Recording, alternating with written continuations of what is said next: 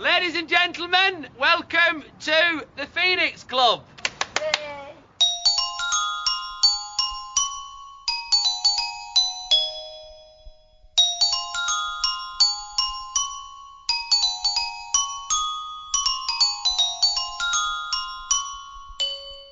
Hello and welcome to another exciting episode of the Phoenix Pod. It's the Phoenix Pod. Pull off into paradise. This is what happens when you actually find the right lyrics on the episode previous. The Mandela effect.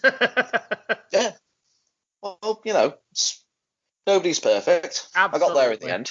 Absolutely. I don't know. I think I prefer the other version, if I'm honest. To be fair though, Paul, it's us that got Mandelaed because we thought it was turned right into paradise rather than pull off into paradise. We all got Mandela. It's okay. It's all right. We're in the Mandela Club. Unless maybe that is like a TV edit or something that we've seen.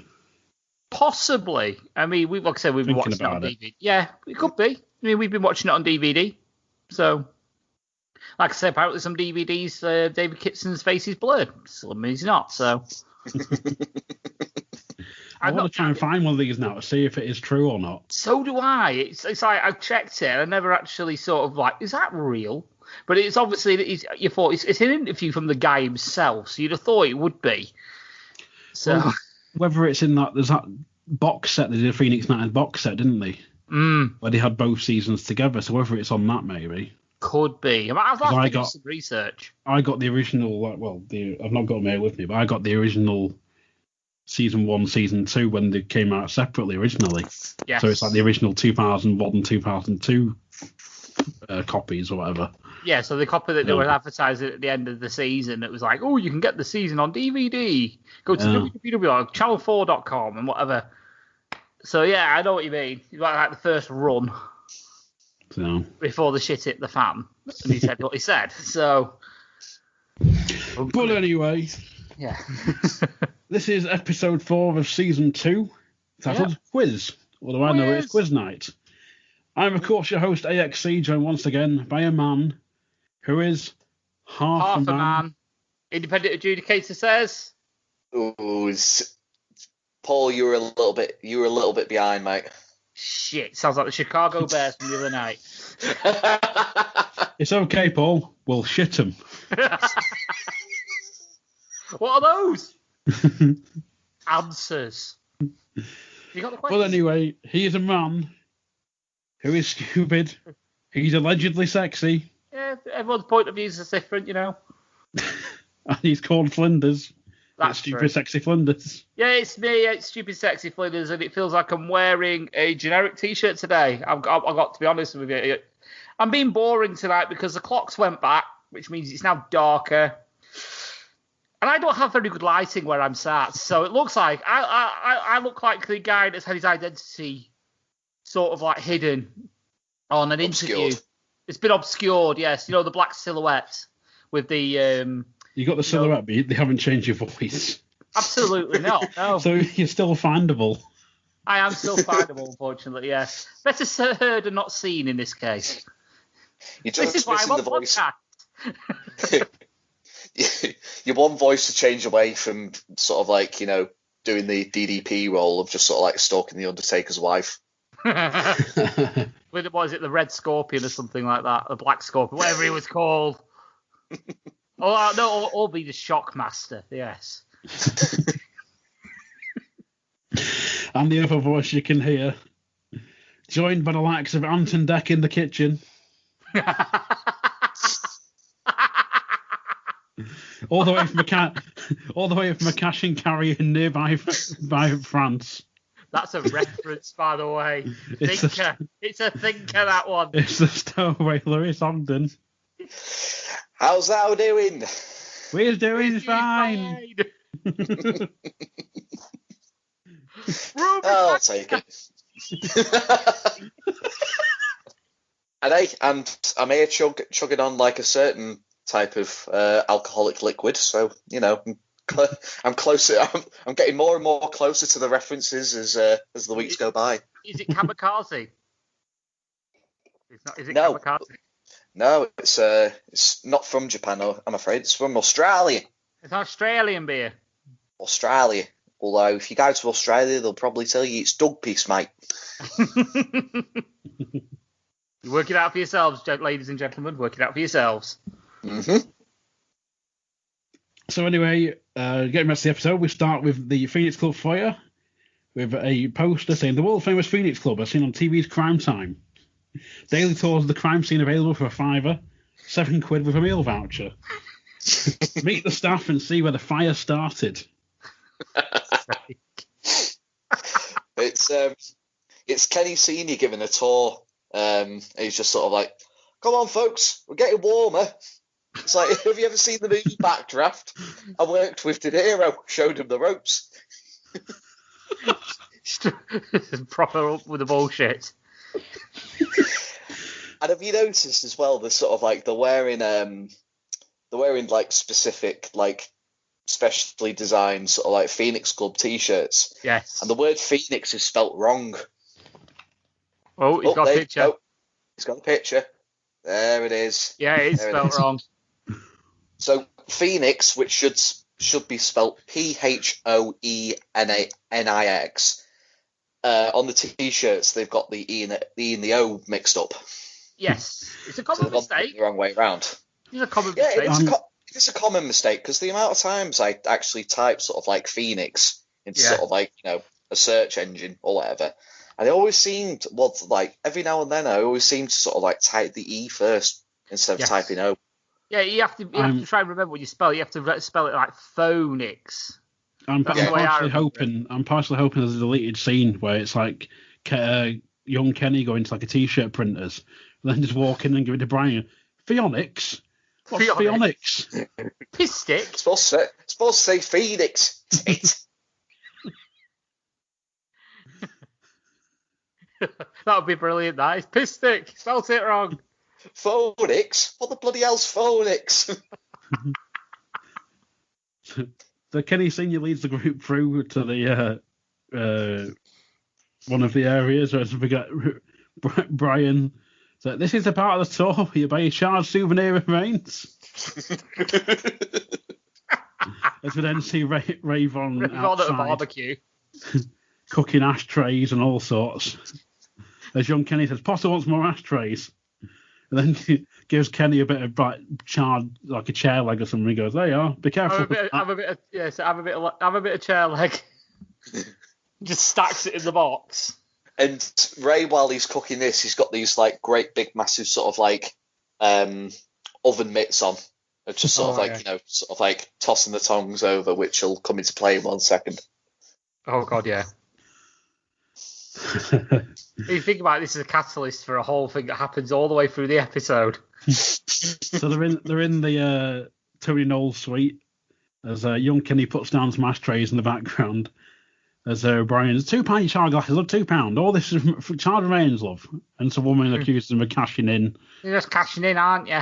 Oh no, it's very therapeutic. Part of the healing process is many still suffer flashbacks.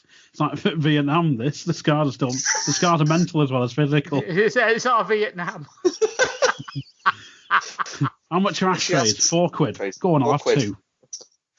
Jerry, 2 ashtrays, please, mate. And Jerry goes to pick up one of the ashtrays, and it obviously burns him. And he gets up and like, "Shit! Bastard! Shit!" But then Brian, some are still suffering, love. As we get the opening credits. To me, it's one of the better openings, like pre-credit sequences. For me, I think it's brilliant. Absolutely brilliant. It's not overly long as well. It's like maybe like 90 seconds, something like that. About a minute long. But it's absolutely brilliant. It just sets it up. Well, it sets up the minor plot point throughout the background plot point nicely. And it sort of deviates from here and then it comes together again at the end. It's absolutely brilliant the way it's done, I think. So we get an exterior of a cash and carry, and we see a trolley making its way down an aisle, which reveals the Brian pushing it as we hear Charlie FM on the radio. Yeah, Coming in your Polaroid. ears. Yep, Polaroid. Then we see a free sample sign at the top of the aisle. As an Oriental woman's offering out free drinks, saying with a sign saying that with a year's supply of kamikaze lager. As Brian's testing several of them. Yeah, he's having a few. As he said, "What is it?" And the woman just replies to him in Japanese. She what? Kamikaze lager. Oh yeah. I see. No, not a bad drop, is it? As a man walks over smiling and bows to Brian, wearing a badge that reads Rep Sakamoto. But Brian attempts to bow back. Just saying to the wife there, it's not a bad drop.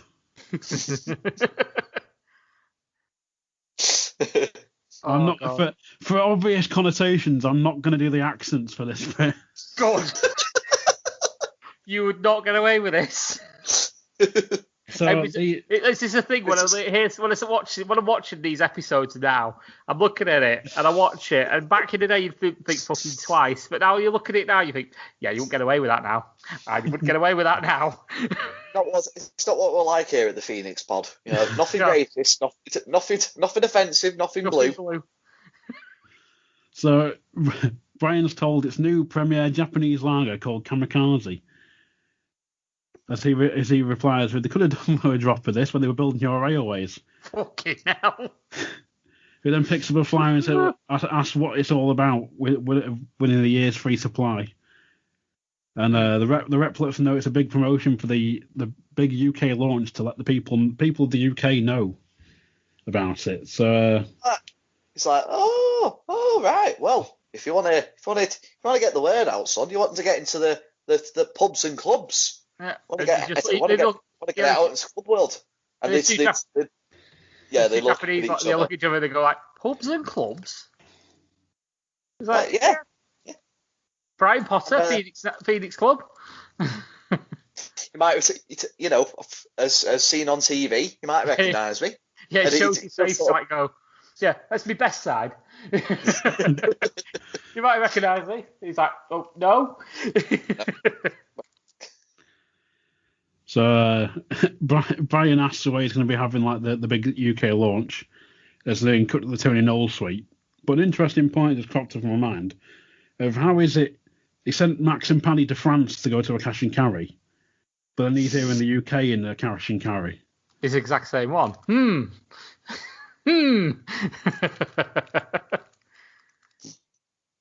Wow.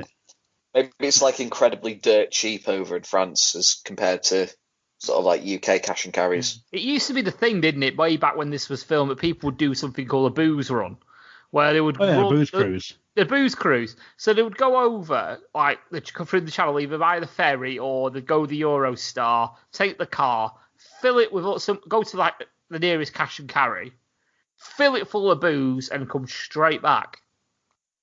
And that was the done thing. They come back on the return trip dressed as priests trying to pass themselves off as carrying altar wine in. Yep, and then realise it's not going to work and go bollock naked. That's what I mean, though. So why is it now? It's in evidently the same cash and carry, but like it's in the UK. So why didn't they just go to this UK one in the first place? Probably. The only reason I can, I'm trying to be devil's advocate here on this one, but if you're looking at it plot wise, maybe it's because they were on their arse money wise. Because they're obviously building the club back up, redecorating, obviously making it fit for purpose, fit to open. And they realise, shit, we can't get no money, so we're going to fill up a van as much as we can, get cheap booze, because that's what they got. They got cheap bottles of beer, and brought it back. And obviously now, maybe he's shopping for himself, maybe it's, you don't know. They've got a bit more money to play with, so maybe they can get a couple of spirits here and there, maybe, I don't know, but maybe that's what he's looking for. Yeah. I didn't quite see what was in his basket, if there anything was in his basket, so...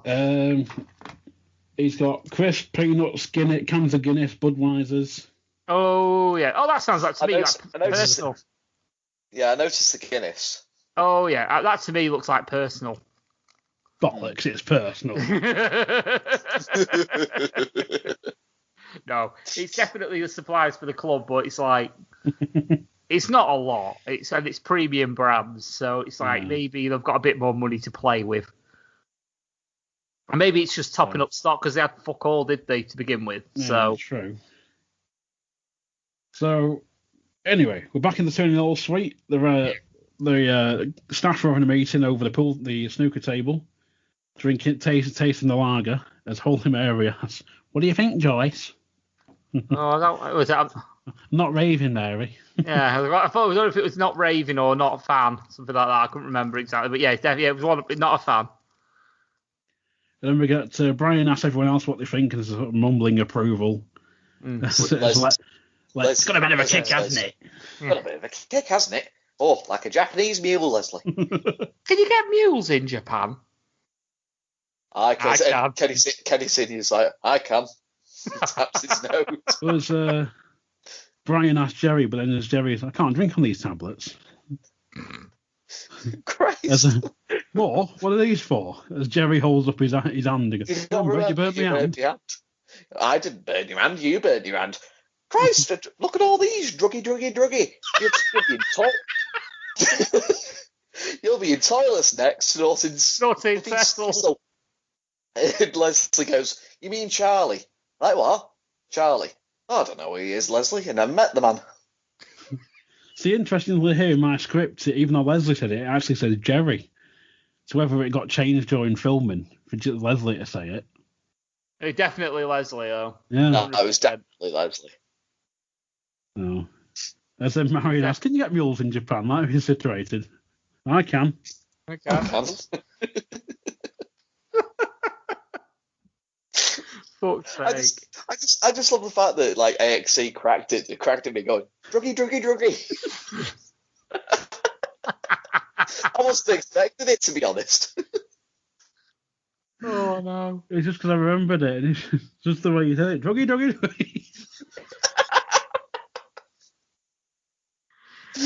I thought it was a pretty good fucking attempt at his accent as well. Jesus. So then we get the two stowaways who bring out some food and whack it down in front of Holy Mary. Aye. As Alan asks what they're going to do with the kamikaze lager. Alan got a line. We've got a couple of lines in this episode, actually.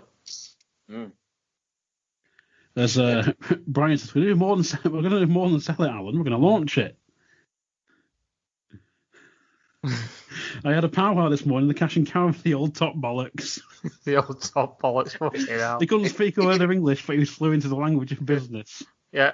He had like fluent in the language of, it's like he was looking for the word and then he was putting his hands together, like rubbing his fingers together, like in a, he's like, business. You know, like when you say, well, like the motion you'd make if you're talking about money with your hands, sort of like, yeah. So or rubbing your fingers together, innit? Yeah, your thumb and your tooth, yeah. And so he wants to know his grand launch here, as Jerry asked why. Because of the Phoenix Club, as seen on TV. World famous Phoenix Club, as seen on TV. Wants to know about that. He jumped at the chance. And then asked Holy Mary if they have to eat that muck in here because it bloody stinks. And then, oh, Brian, it's beautiful. Come on, try it. Get burnt. I've got heartburn just smelling it. Yeah. And this right here is sort of like my Mandela effect, because it seems like not only Joyce and Holy Mary got food with them, but young Kenny's got his own like plate of food as well. Yes, and it looks as if they're both eating like chow mein or something like that. Now, from like watching it in the past, I always thought that Mary and Joyce had a chow mein. And I thought that young Kenny was always eating like fried rice or something, but no, they're both. Yeah, they're both eating noodles. Yeah, both eating noodles. Yeah, which I realise isn't as interesting as your guys' Mandela effects, but it was just one of them. Just sort of like it's amazing what you today. It's amazing what you think you remember. It's like your brain works weird. I mean, I can understand it's like you think, it depends how you see it as well, because when you think about how memory works, you're not remembering when you watched it, you're remembering the last time you remembered. Mm. And you are going to miss details, or you're going to fill in blanks with what you think's correct. So it makes sense. It's it's another Chinese food. It makes sense. So it makes sense to me. Mm. It's like with the Mandela effect, what we had with the lyrics of the greeting when people pull up to the club. We always thought it was right. It's not. Just little things. So Jerry asked about the grand launch. So what does he want then? Cabaret, dancers, bingo, raffle? No, he wants to put a quiz. Pub quiz. Pub quiz. Yeah, instantly not a fan. Not a fan, is he, at all?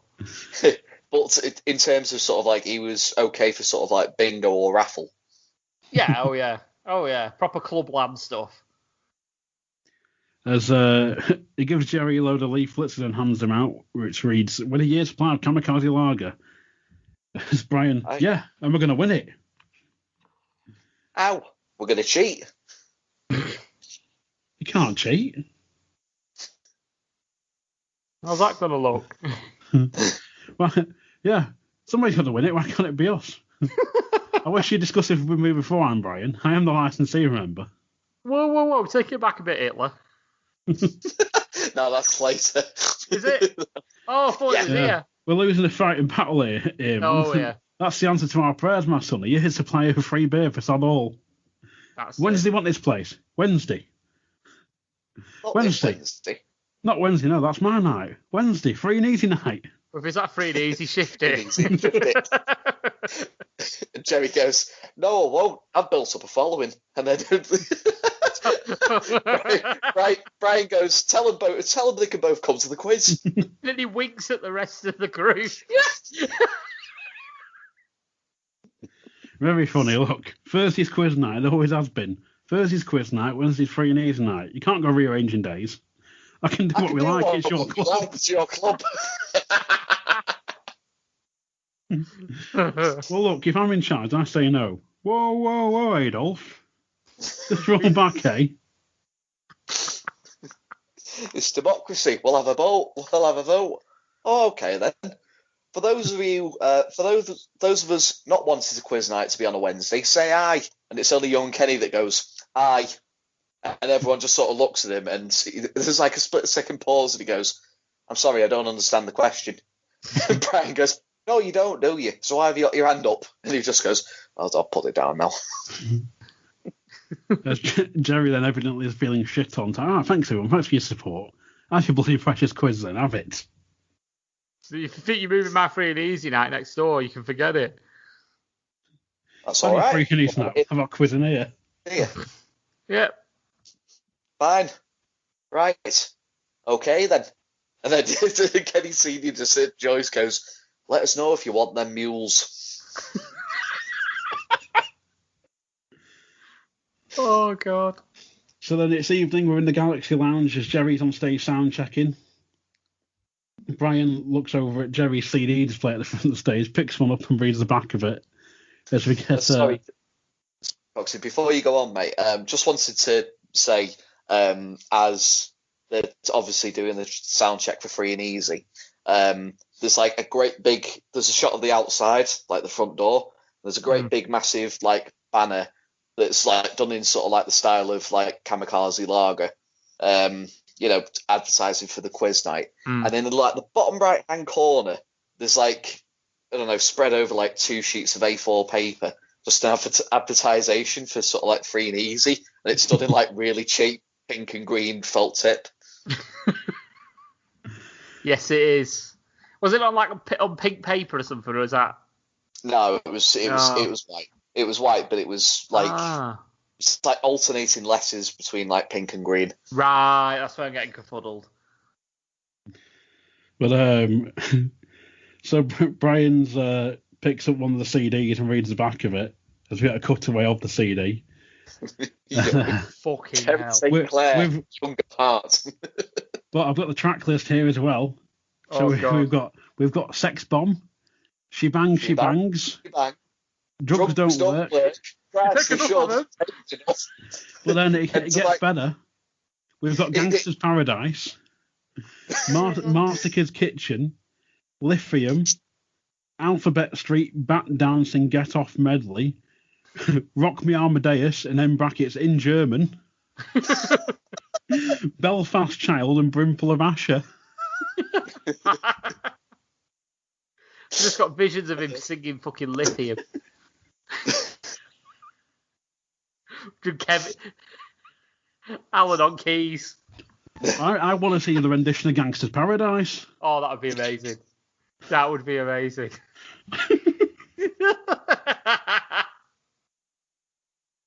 So there's literally as Brian's going through sort of like the track list, like Jerry's pretending that Brian's not there.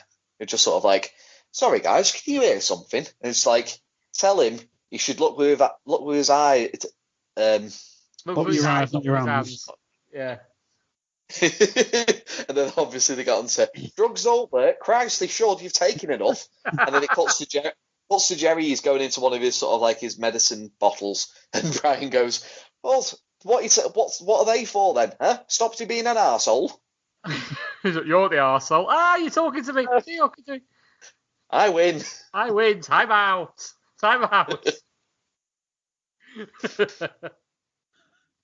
But as Jerry then says, I told you they're for stress, all right. As Brian says, stress? What are you talking about stress? You want to try and walk a mile in my shoes? As Jerry says, yeah, so do you. So do you. Look, that were a little that was blowing about. You want to feel it then? Yeah. Oh, 2-0. 2-0. Do you want to go for the hat trick? Go on, slash your tyres while I'm at it. Unless it just goes, for goodness sake, will you two just grow up? You're acting like a pair of bloody children. And Brian just like, you started it. Yeah. 20 years I've known you, Jerry Dignan, for all that time. And this person this past week, I don't know. Who are you? I don't know you. Do you know why that is, Brian? I've realised what you are at last. You're a manipulator, a schemer. That's what you are. You got your precious quiz next door, haven't you? But you're not happy enough with that, are you? You've got to cheat to win. I've told you I'm doing it for the club. Go for the club, yeah. Heard it all before. It's not my problem, like you keep saying. You're the licensee. It just wheels off slowly. And Jerry takes another pill. Yeah, that's Jerry count number 2. I actually made sort of like a count of the amount of times that on screen Jerry's, well, there's popping. Yeah, I was gonna say there's no real sort of like easy way about it. I made a Jerry count of when he's popping pills. Yeah. So it's like there's 2 occasions in this one scene. Jesus. Jeez, he's gonna be rattling. So then we're outside with Max and Paddy as they're both eating noodles. As Max is, yeah, noodles them. Who's made it? Lads him back and Paddy just spits them out. You can imagine though with those 2 characters, if it's not beige in colour and come out of a deep fat fryer, they've not ate it. So if it's not fish and chips with ketchup on it. Well, it's like when last week when they came out of the solarium, they had the Ceruleum even. They had a burger and chips each, but of course the chips were like stir fried, so they were stone cold still. Tastes like shit. So then we get a random shot of the Chinese stowaways who were singing in the kitchen whilst frying some noodles up. And we've got the pictures in the back, which I'm assuming is their significant others or daughters or something like that. As we get in the Tony Knowles suite, and the rep and his assistant are putting answer sheets and pens on each table. Brian wheels over to Kenny Senior and Spencer as they take a sheet. Oh, here they are, the Phoenix team. Hang on a minute. I thought there was 3 of you. Where's Shere Khan? Getting the food. It's a quiz, not a carvery. Christ. Colours your face today. It's false tan. You better be false using a solarium for free. Well, you've been using my Ceruleum for free goal. Be more on your face, that's tanned. And he goes, now, lads, you do know what you're doing. And it's just sort of like, oh, don't you worry. Got tricks up his sleeve. It's better before that, because Kenny Senior's eating the food. He's going, hey, it's smashing this, Brian. You want to try some? And he just winks at me. I forgot about that. I missed that fucking line. It winks at me. So Brian's there just going, now you lads, you do know what you're doing, don't you? And they're just sort of like, oh, don't you worry, we've got tricks up our sleeves. Young Kenny's like been wearing like long sleeve like shirts or like, you know, like a jacket or something. Yeah. And he rolls up one of his sleeves to reveal like a load of sort of like words like felt tipped on his or sharpied on his arm. And Brian just goes, what's that? It's like, answers. And he goes, do you know the questions? And they go, no, but you never know, do you? and literally Brian as his will away just goes, Jesus wept. Yeah. But the answers I've got here actually written down in the book are he's got France, Paris, England 4, Germany 2, Paganini, and Hey Jude. Do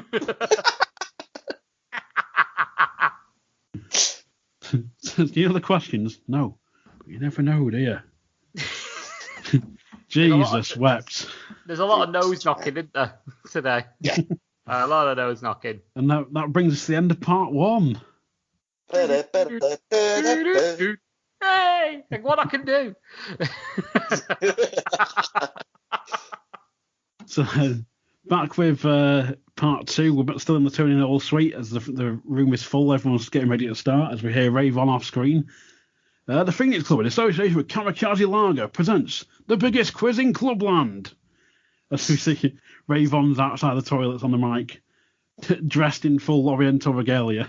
Yeah, Oriental regalia. Please get it up for the one and only, the mental Oriental, Mr. Ray Von Chong, as turning Japanese plays. In a turning Japanese by the Vapors plays, which Ray enters to in a Fu Manchu-esque costume. He gets like quite a rapturous applause, and as he gets up on stage, Ray's just like, thank you very much for that warm welcome. It really did bring a tear to my Jap's eye. And then you see his finger on a keyboard and say, da da da da da da, bong. Bong. Oh, But then he follows up with, so, fill in your answers on the sheet provided.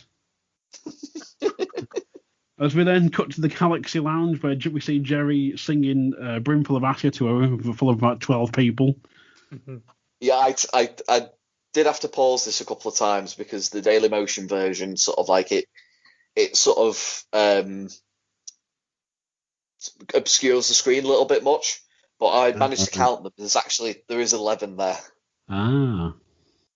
I counted 6 originally, and I was like, I know there's another table. I can't bother going back and counting them. It's also the fact that Jerry sounds like he's having a stroke here whilst doing Brimful of Ash. He keeps saying, Brimful of Ash. yeah.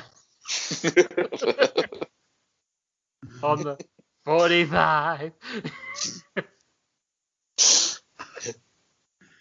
But then, so then we cut straight to backstage as Jerry's taking tablets. That's Jerry count number 3. Yeah. Have you seen it out there? Have you? It's dead. I told him we had this. Where's Dot and Moira? Cliff and Tony. I love the fact that they mentioned it's half full. It's half full. It's like, what were you expecting? 22.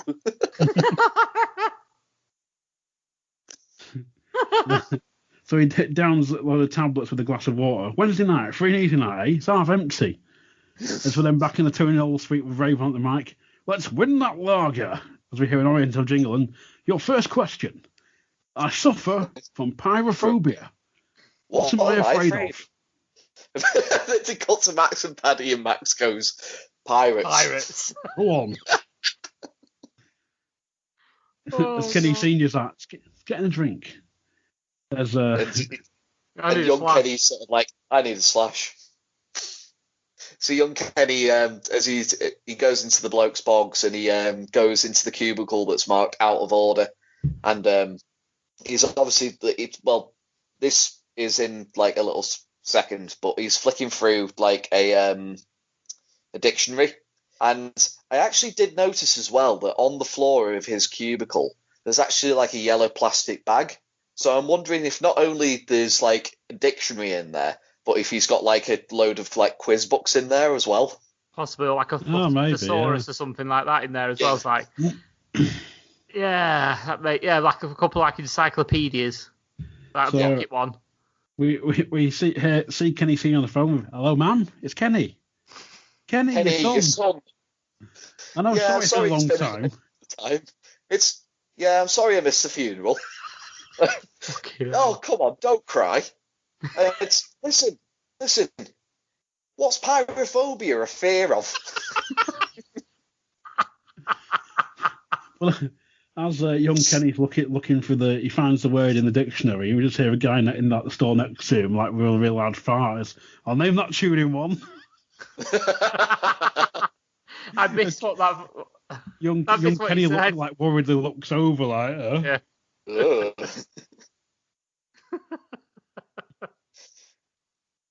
As we cut back to the Galaxy Lounge as Jerry's on the mic with thanks very much for coming to it and supporting Freeze and Easy Nights. Not bothering with the quiz next door because we've got a great night for you all here as usual. Will you go wild and crazy? Give a lovely Phoenix Club welcome to Two's Company. Oh, for fuck's sake. It cracks me up this. Two's Company bound on stage. One's black and one's white. One's white, yeah. As one's called Barbecue apparently, and the other's called Candy. Barbecue says, "Put your eyes back in, Grandad." Please don't tell me she's the black lady. Yep. Please, for fuck's sake. It was. The other says, "I'm Candy Floss and I'm Barbecue." As they go into We Are Family by Sister Sledge, but I've got my stepsister with me. Yeah. Fucking cracks me every time that. I've got my stepsister with me. So then we're backstage as Jerry's coming down the steps and Les Allen's tucking into the Chinese. Oh, it's lovely this. Oh no, that's Alan. Yeah, you got any of them water chestnuts? Oh, I have, yeah. Good gear this, aye. Jerry takes another tablet which puts us at how many, Lewis? Number 4. And he takes a swig of what he thinks is water and almost chokes on it. What's that? Sake. Sake, for God's sake. My mouth's on fire. I'm not surprised that stuff was strip paint. So then Jerry's literally like mouth in the bloody sink trying to like get his mouth around the bloody tap. Yeah, he's gargling water essentially, isn't he? It's basically what I was like the last time we did sort of like it. Well, maybe not the last time, but maybe the time before when we did a podcast and we tried like specific chilies. Oh yes. That was the impression that I did in the toilets with sort of like, the wash hand basin. Oh, everyone dived into the toilets, the men. Yeah, that was fun. Everyone was in the ladies and the gents. They didn't give a shit because the pub was shut. Everyone was just diving in whichever closest toilet was to them, which wasn't occupied. So, we're back in the Tony Knowles suite as Ravon follows up with sport. My balls are black and blue. I've just hit them with a mallet. What game am I playing? And it cuts to Max and Paddy. With a mallet? It's his balls with a mallet. And Max goes, that's what he said. As we're back in the Tony Knowles suite, as we're hearing it again. As my balls are black and blue. I've just hit them with a mallet. What game am I playing? Young Kenny looks at his arm. Oh shit! No, they've all smudged. They've all smudged. By the way, that's croquet. As we see Den Perry enter with 2 of his cronies. And there's a guy at the bar ordering as Holy Mary hands him his food. He turns to it and bumps into Den, who gives him a look. And there's in the background there's sort of like a little text message alert that goes off. Oh yes. And Please turn your mobile off, please. Is that a mobile that's going off, please? I need you to turn it off. There's no mobiles allowed on when the quiz is in session. Yeah. So we cut to Brian, who then Deb Perry walks over to with Evening Potter. What do you want, Perry? Get out, you're barred. Get out, you're barred. That's not a very warm welcome, is it? I don't know why I made him sound like Zippy there, but I do apologise. I mean, next I'll be saying, let's all play with our twangers. I see you're still attracting the upmarket clientele. The guy who bumped into him sits down at a table with some other guys. Christ, them or the food. What do you want, Perry? Come from me here to buy a free lager. But you're too late, aren't you, dickhead? Because the quiz has already started.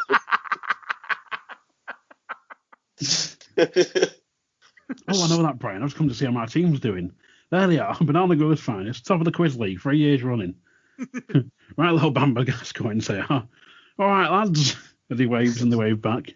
He's like, ringers? You can't do that. Okay, it's the rules. Will you tell it to the judge, Ironside? You just get him over the back, and just for perfect time says, "Was it the Quizmaster's ruling is final?" It actually says the Quiz Ninja's word is final. Oh, there you go, the Quiz Ninja. Quiz Ninja. So then we're in the Galaxy Lounge. Jerry's calling out bingo numbers. 1 and 8, 18. 8 and 3, 83. 5 and 9, 59. 59. This is on its own. 59. Yeah. As Alan's backstage, just, something's not right.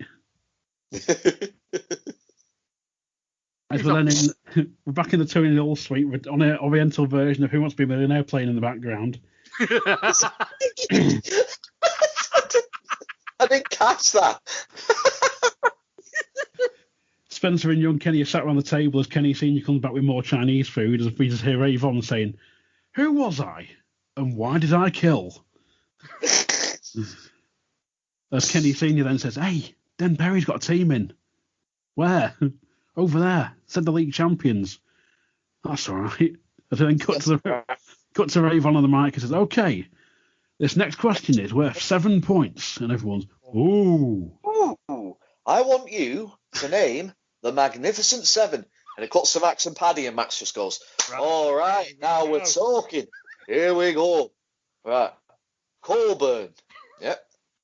Yulbrunner." And Paddy goes, McQueen. Aye. Bronson." And then he cuts to the Phoenix team. And it's Spencer just there going, "Sneezy, dopey, bashful." Oh, well, shit him.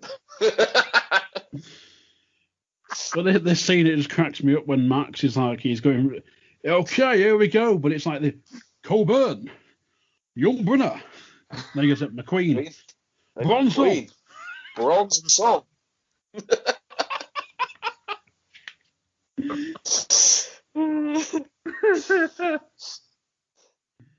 As we're back in the Galaxy Lounge, Jerry's on stage reading the bingo balls like really fast. As it's described here, he's like a little bit pit bull, chewing and sweating. We cut to the audience who are finding it hard to keep up. 63. Slow it down. Slow it down. I'm not slowing down, love. I'm not slowing down. You quick it up. Two little ducks. Quack, quack, quack. You'll do it, eh? What? Have a look. 22. House. Never mind, audience members like, "Slow it down. Never mind, you'll catch up. You're going to catch up." Alan's looking through the curtain, shaking his head. Leslie's looking for the tablets that he's on. "Have you seen him? He's off his head." "I'm not surprised. Have you seen all this here? Could call them all. Pro Plus, Echinacea, Ginkgo Bill, what is it? Bill Jong or something like that. Yeah. He's 8 miles hard, this lad. He's gangster tripping. Don't forget as well, he's swigging alcohol with it as well now to make it 10 times worse.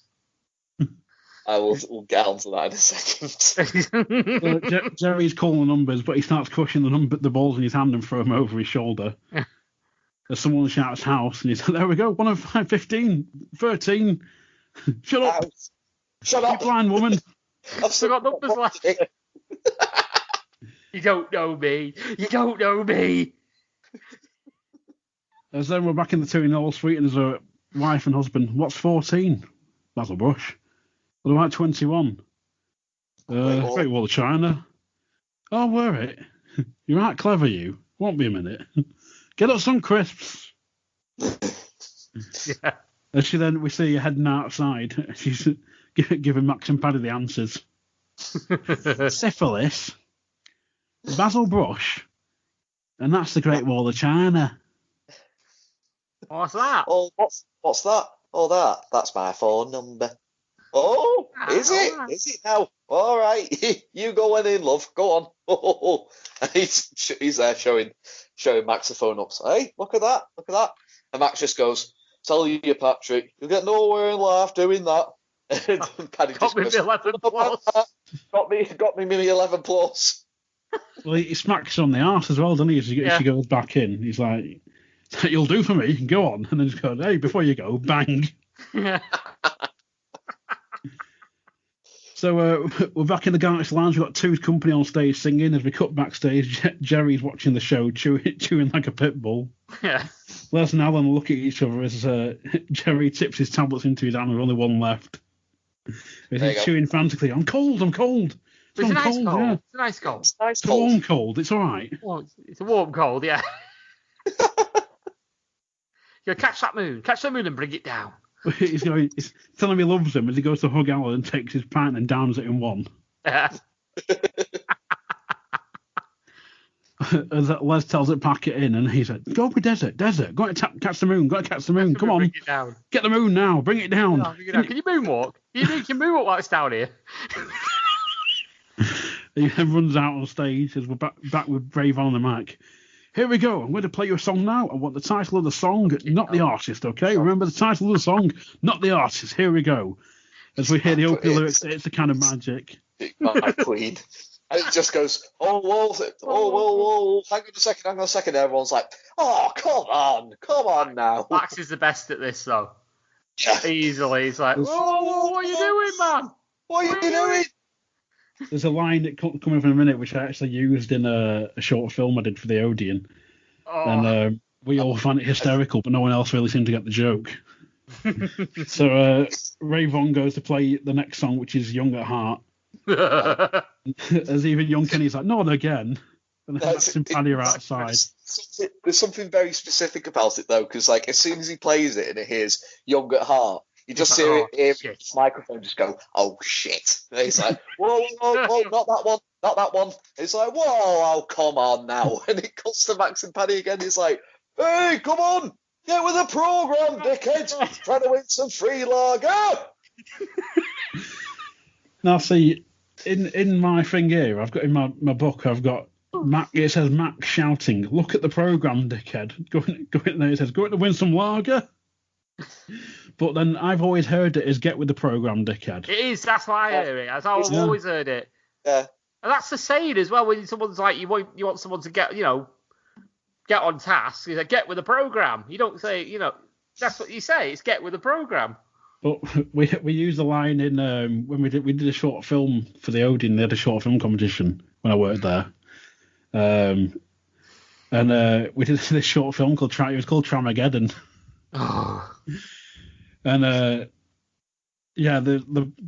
was no plot to it pretty much, but there was a bit I said we need to have it in where one of the conductors is talking to the other one and get like pokes out the tram and just get with the program, dickhead. We're supposed to be in Cleveland's.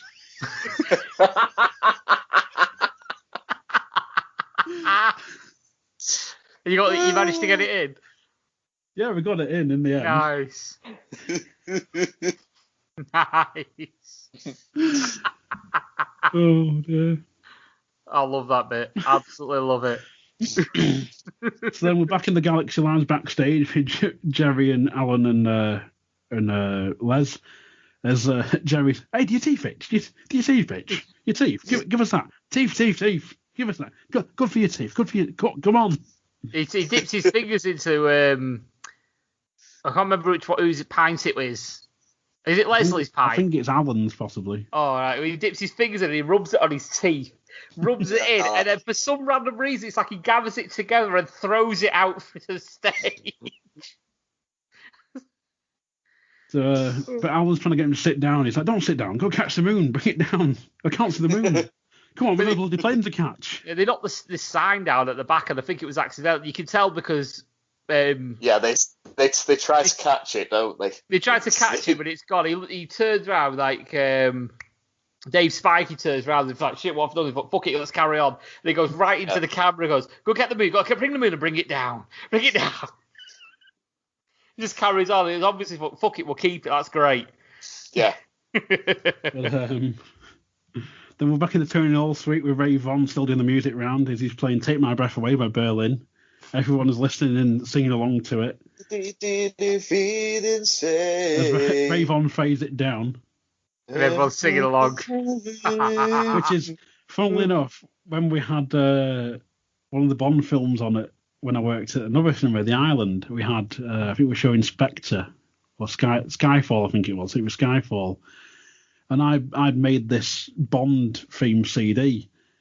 And I walked in one time, I was showing this couple at the seats, and I just walked in, the lights are still up and that, and everyone's there just going, living like night. It's like, what the fuck's going on here? So everyone's singing as we then hear Max and Paddy. Max and Paddy. As you turn to me and say... I was going to say, can I take this? Can I take this next? By all means, sir. As you turn to me and say, my love... Walking on the moon. There you go.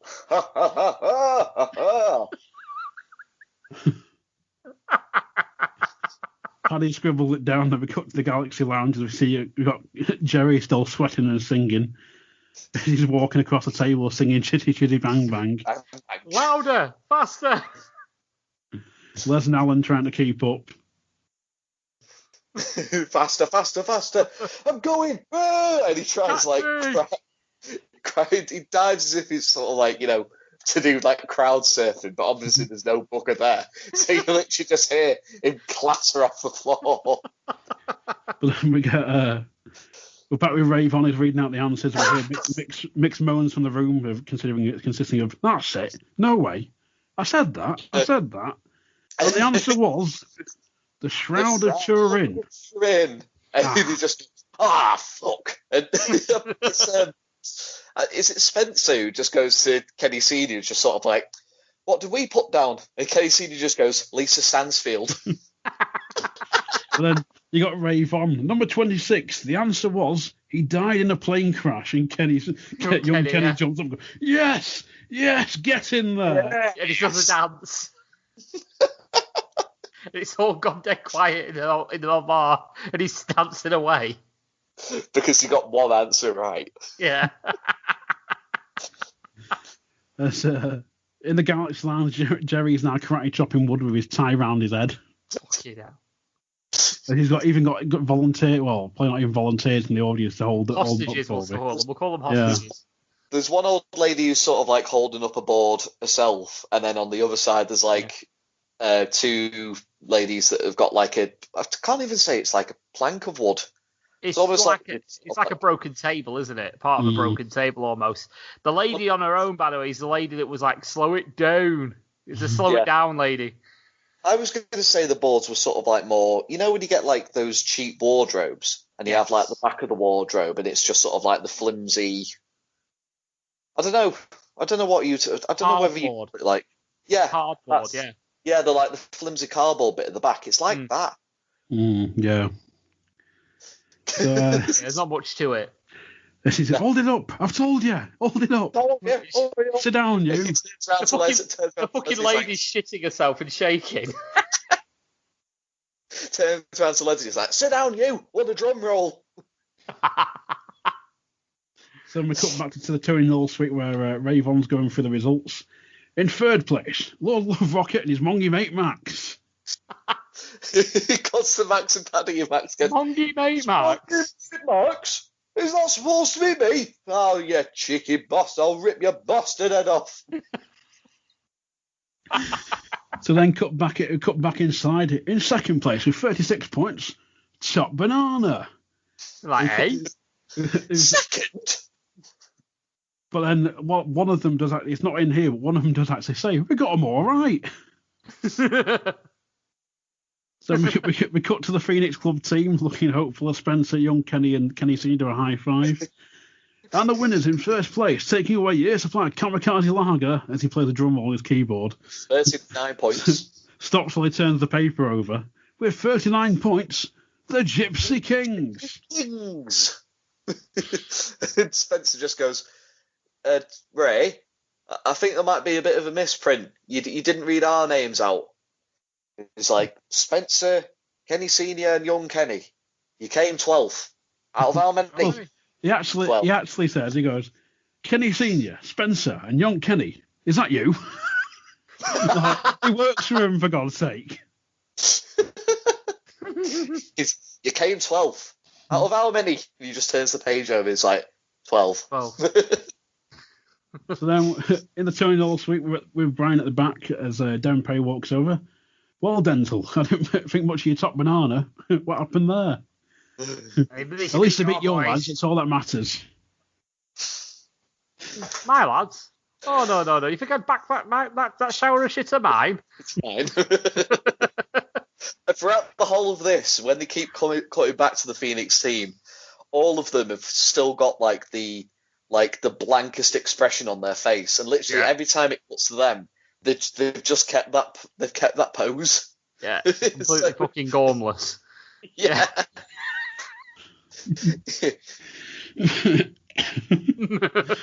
As that shower is shit of mine. Oh no. Them's my boys over there. Ray Vomston with the winning team, the Gypsy Kings. Yeah. The Gypsy Kings are with the Gypsy Quizmaster. Quizmaster. You're a snake potter. Yeah, he had the answers, didn't they? Yeah. Maybe. Who knows? Maybe they did. Maybe they didn't. You'll never know. And the door bursts open. Everyone turns to look, and we see Jerry wearing barbecues, lime green leotard, lipstick on his cheek, an afro wig, and Les and Alan behind him. Walks over to the bar. Hey up, Brian. Do we win? Do we win that lager?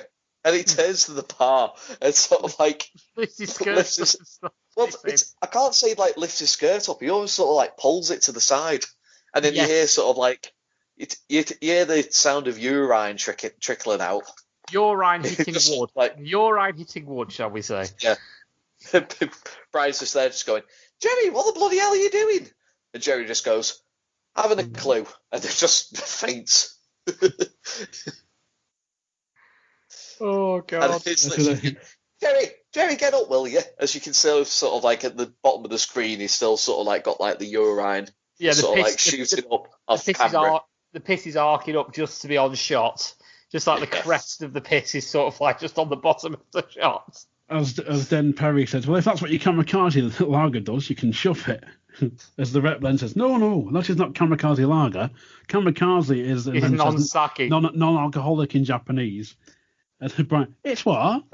Non-alcoholic. Cheers, Potter, another winner.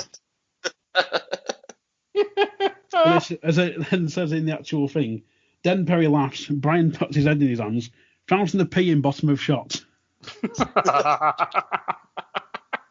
Accurate. It is accurate. We then come to the end credits as we get the audition. As we get a random old man auditioning with Clockwork Bear with him, Santa Claus playing. Random? He's fucking child snatcher from. It's talking about freaking chitty chitty bang bangs. Fucking child snatcher in this. I'm glad you said that, not me. Yeah, he's just saying he's got what can only describe as the Wallace and Gromit smile. Just sort of like rocking side to side while this Christmas themed polar bear is singing. Santa, here comes Santa Claus. There you go. Right, Santa Claus Lane. As we just hear Brian shout next. Next. That is literally it. one of the more least eventful sort of like end of show sort of like auditions. Yeah, and it's not the last we'll see of the Phoenix Child, the Phoenix Snatcher. The Phoenix Snatcher. Oh God. So that was that was episode 4. It was. Episode 4. Oh, I nearly said season 4. I wish I was. Oh God, it was a fucking amazing episode. I mean, I don't think there's been a weak show this season so far. I think that's definitely one of my favourites. That's up there. Yeah, it's one of the more memorable ones. It's probably the most quotable episode that I've ever come across. There's more lines, yeah.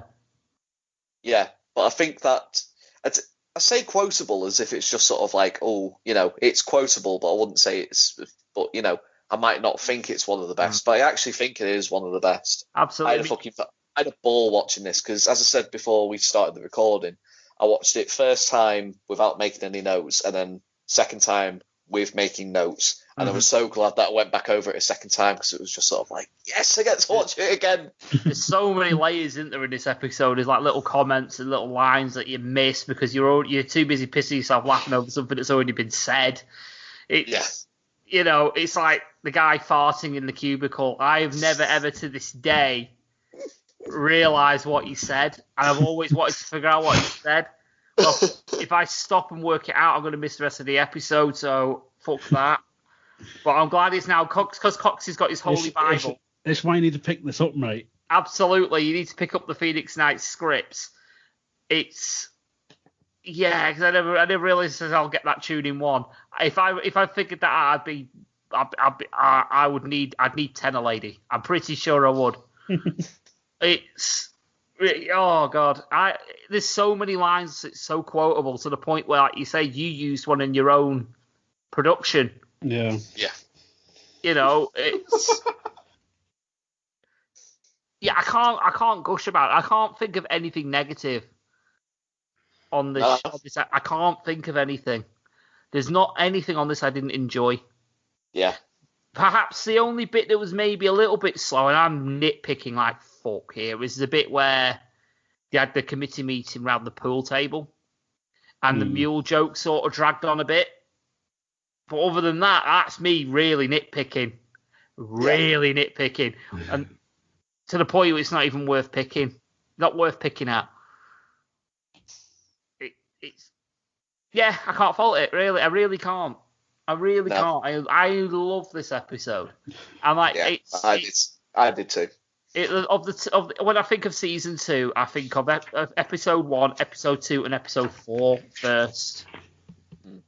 And even then, episode 3 is fucking amazing. The next episode is probably the one I least remember the most. But then, obviously, we all know what happens in episode 6. So, it is memorable for its own reasons. Well, episode 5 had its moments, to be fair. Like, you got the opening, for starters, probably one of the strongest bits. Yeah. Absolutely. And then you've got the setup for the spin-off in episode 5. Setup. Yeah. The setup for the spin-off, which we will cover at some point. And it's also set up a thing where I'm have to do on camera, which will be fun. So I'll mention one of my favourite bits from sort of like the next episode off recording, but there are a couple of like cracking lines that pop up in it. Oh, absolutely. As it has done since we made the return to the Phoenix Club. Absolutely. I mean, I'm tempted to bring up one now, but I'm going to save it. I'm not going to blow my load right now. Mm-hmm. I will save myself for till next time we record. Yep. It'll be worth it. It's worth savouring for a few weeks. Oh yes. It is worth savouring. But yeah, I can't wait to do it. The next episode, I really can't. Well, you only have to wait 2 weeks. Aye, not long. Not long.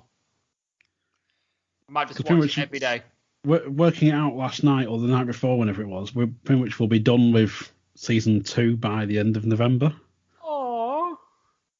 But you know, not necessarily a bad thing. Not necessarily a bad thing. There's lots of more stuff out there. Mhm. Lots more stuff. Yeah. Which I've just had an idea for. Oh, Christ. I've had an idea which we will discuss off pod. Well, in that case, then we best start doing some plugs. Absolutely. Yeah, you can find me on the UK RAD podcast. We're on all the good podcast catchers out there. Apple Music, Stitcher, Spreaker, Spotify, you name it, we're probably on there. You can find us on Facebook. Just search for us at UK RAD Podcast. We are on Twitter at UK RAD Podcast. And you can also find me occasionally as a guest host on the Gunpowder, Treason, No Plot podcast. You can find them on Twitter at Treason No, where our good friend Bunkle is a regular host there. So go check them out. And yeah, if you've got a few pennies to donate to their Patreon and ours, why not? Bugger it. You can find me on Twitter at Loggers109, where I just shoot the shit of anything random. It's mainly wrestling, but there's also some like football, both soccer and American football. So come over here, debate with me, just shoot the shit with me, whatever. And also make sure that you're following me on Twitch, twitch.tv/Loggers109. We are recording a day right before the scheduled release for Watch Dogs Legion. I did get an email saying that it's been dispatched. It's in the post. It's on its way.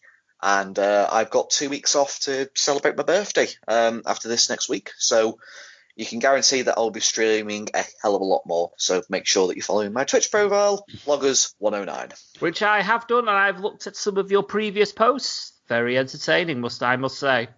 Oh, thank you, sir. So... Is that PS4 or Xbox? Because I've heard the Xbox release has several bugs or something from... I've got PlayStation, mate.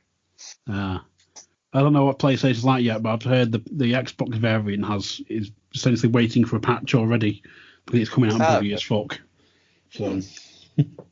Tell that to 2K because their last year's game seems to be still buggy as fuck no matter where you play it. Yes. Yep.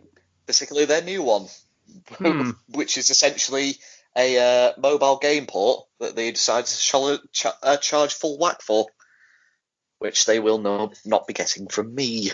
No, I think I had my hands burnt with WWE games recently. So yes, may I remind Coxie of the time when I was recovering from a certain operation I had, and my WWE game decided to go and shit itself on me.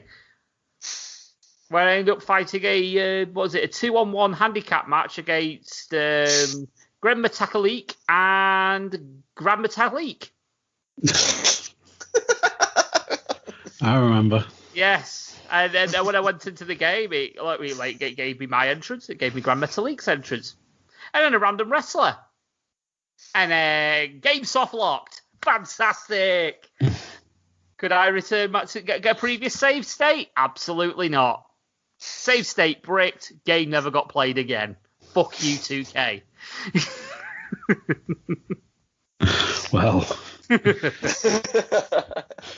And of course, you can find the Lost Art of Podcasting on Facebook or on Twitter at Lost Art Podcast, which is where we also post all the Phoenix Pod stuff. You can find us on Instagram at Lost Art of Podcasting, and you can also find our sister pod, the Lost Art of Wrestling, on Facebook and on Twitter at LAOW Podcast.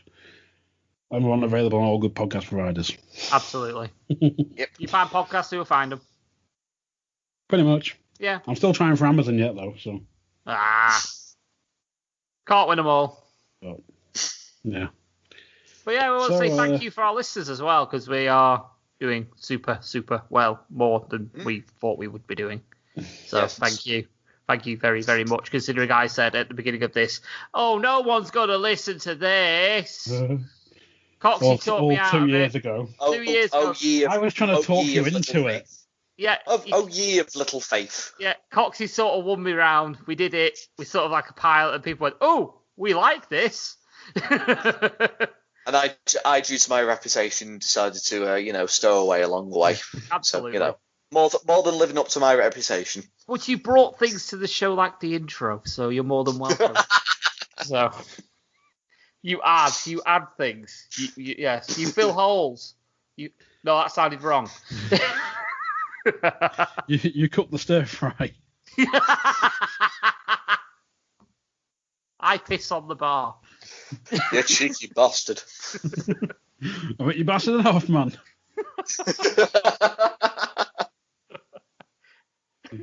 Get with the program, dickhead. So, for the Phoenix pod, I've been AXC. And I've been allegedly stupid and sexy. And I've been stowing away. And I think all that's left to say is, next! Get him off! Get him off the stage! Slow it down.